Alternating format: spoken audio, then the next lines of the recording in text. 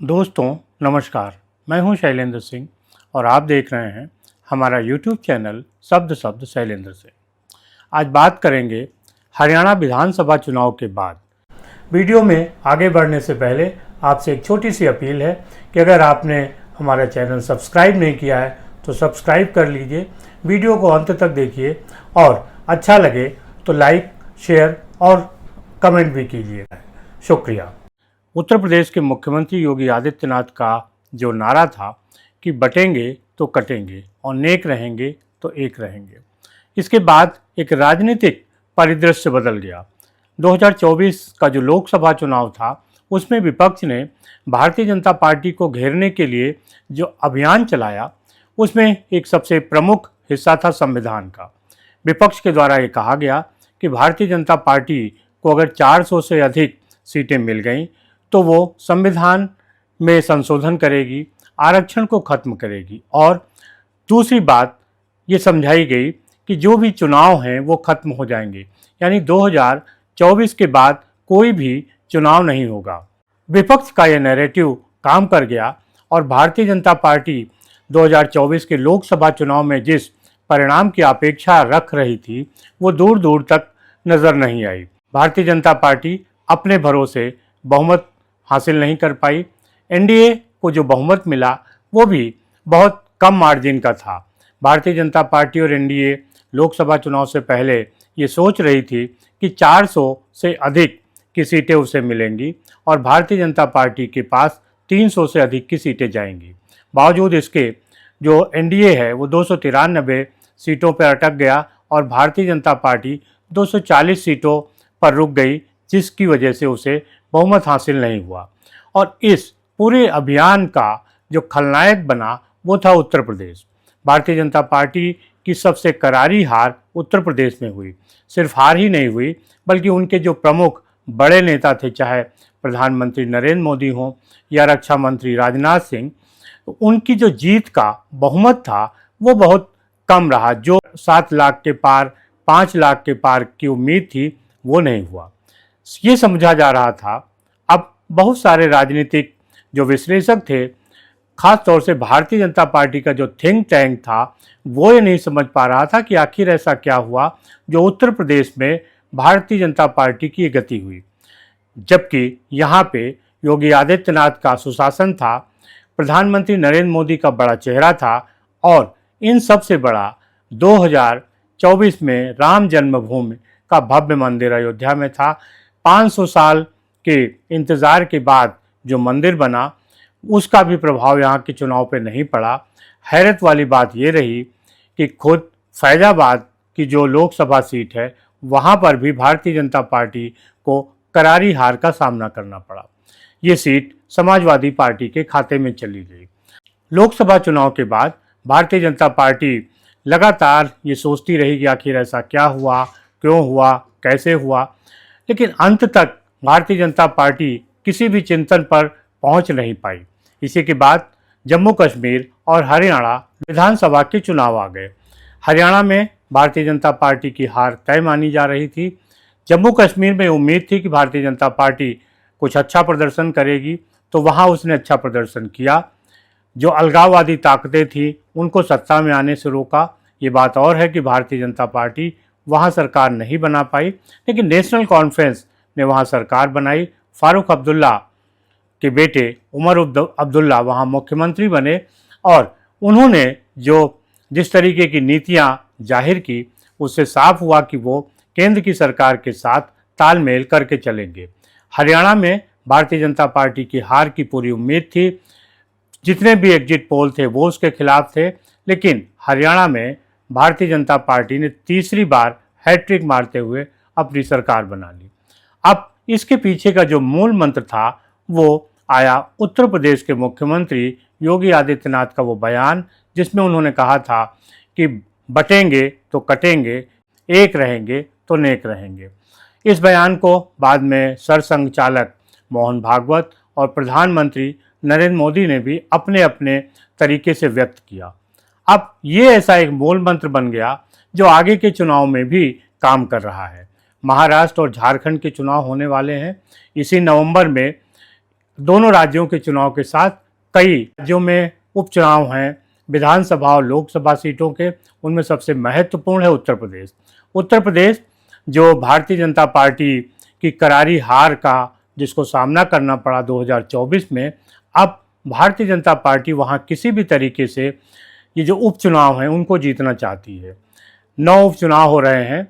एक जो फैजाबाद का उपचुनाव है वो मिल्कीपुर विधानसभा का वो नहीं हो रहा है, उसमें कुछ अदालती कारण है, इसलिए वो अलग है। 9 जो उपचुनाव हो रहे हैं इसमें सीधी टक्कर भारतीय जनता पार्टी और समाजवादी पार्टी के बीच है, क्योंकि समाजवादी पार्टी ने कांग्रेस को इस चुनाव में टिकट नहीं दिए।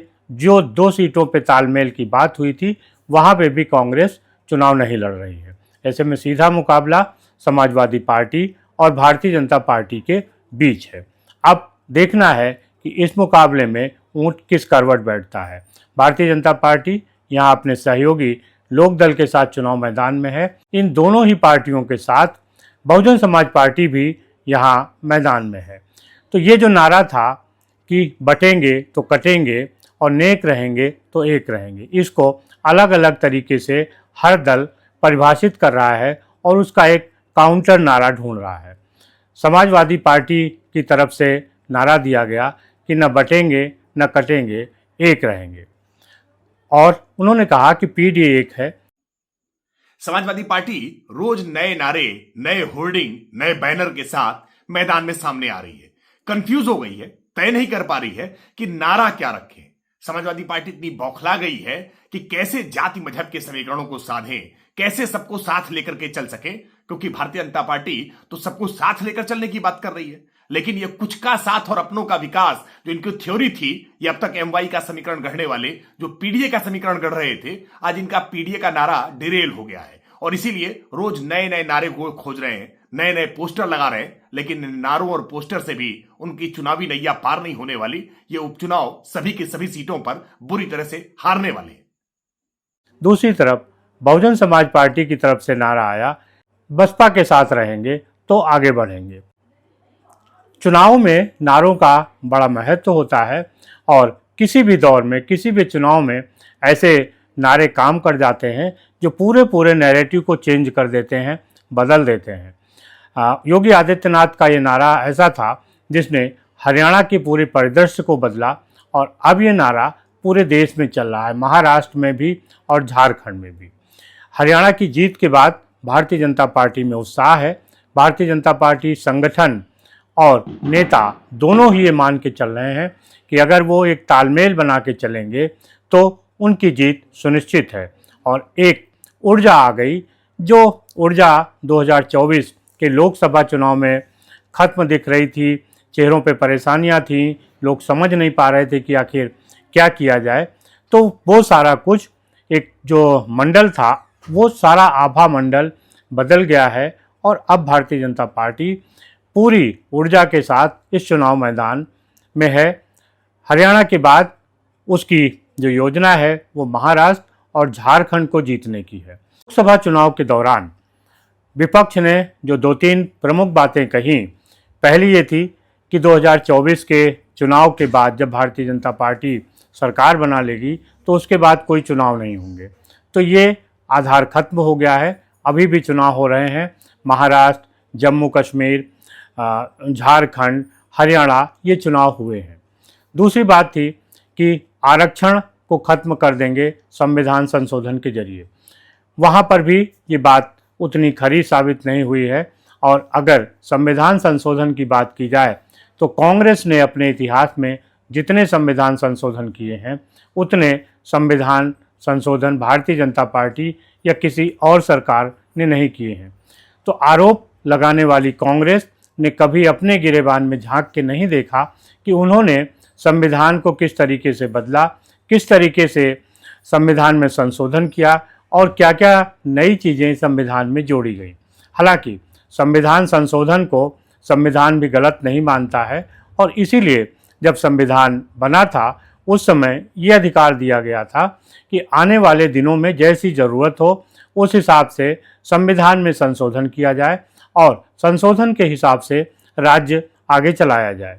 कांग्रेस और उनके जो सहयोगी दल थे उन्होंने संविधान संशोधन को एक विलेन के रूप में प्रस्तुत किया और उन्होंने कहा कि अगर भारतीय जनता पार्टी को ताकत मिल जाएगी तो वो संविधान संशोधन के जरिए आरक्षण को खत्म कर देंगे। अब सवाल ये उठता है कि जो आरक्षण पिछले 70 सालों से लागू है उसे कहा जा रहा है कि उसका जो लाभ है वो उन जातियों को नहीं मिला जिनके लिए वो बना था। अगर उन जातियों को उसका लाभ नहीं मिला है तो आखिर इसकी जिम्मेदारी कांग्रेस को क्यों नहीं लेनी चाहिए। कांग्रेस ने इस देश में सबसे लंबे समय तक काम किया है। ऐसे में बहुत सारी अच्छी बातें अगर उसके खाते में जाती हैं तो बहुत सारे जो गलत चीज़ें हैं ये जो नहीं हुई वो भी उसके खाते में दर्ज होंगी। कांग्रेस की परेशानी ये है कि कांग्रेस अच्छी अच्छी चीज़ों को तो लेना चाहती है लेकिन जो उसके खाते में गलत बातें हैं उनसे वो अपना पीछा छुड़ाना चाहती है।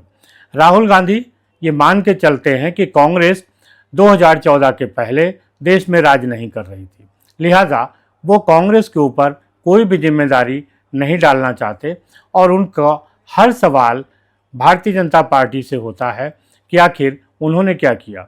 देश की आज़ादी के बाद जिस तरीके का आधारभूत ढांचा, चाहे वो सांप्रदायिकता को लेके हो या जो राजनीतिक दल हैं उनको लेके हो, वोट बैंक को लेके हो, वो शुरू से रहा है। वोट बैंक की राजनीति की शुरुआत कांग्रेस के समय से हुई और धीरे धीरे जातियों को पहले वोट बैंक के रूप में बांटा गया, फिर धर्म के नाम पे बांटा गया और जब हिंदू धर्म को एक करने की बात की जाती है तब वहाँ पे जो भारतीय जनता पार्टी के खिलाफ राजनीतिक दल हैं उनको बुरा लगता है।